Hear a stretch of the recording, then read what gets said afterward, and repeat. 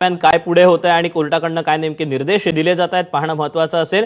अक्षय, धन्यवाद दिलेल्या सविस्तर माहितीबद्दल। अपडेट घेतच राहू। दरम्यान कबूतरखान्याचा वाद संपवण्यासाठी आता जैन मुनी निलेशचंद्र महाराजांनी राज ठाकरेंना साकडं घातलं। राज ठाकरेंनीच मध्यस्थी करून हा वाद सोडवावा अशी अपेक्षा त्यांनी व्यक्त केली।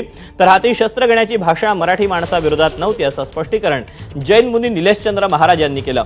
कबूतरखाने बंद झाल्यापासून 20,000 कबूतर मृत्युमुखी पडल्याचा दावा त्यांनी केला।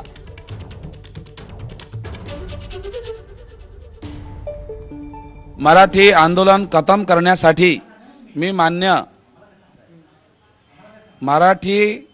महाराष्ट्रामध्ये मान्य बाळासाहेब ठाकरेजी जे विचार आहेत ते राज ठाकरेंमध्ये आहेत।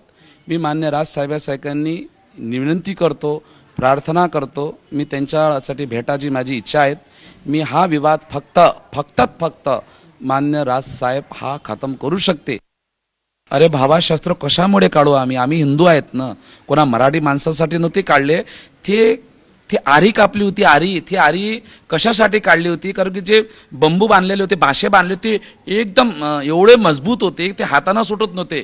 पण त्या जीवासाठी, दाना टाकण्यासाठी आम्ही ती आरीचा उपयोग केला, तलवारचा उपयोग नाही केला।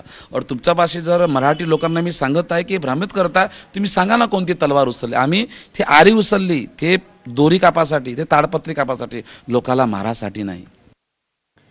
कबूतरखान्यावर जैन समाजानं केलेल्या 6 ऑगस्टच्या आंदोलनाविरोधात मराठी एकीकरण समिती रस्त्यावर उतरली।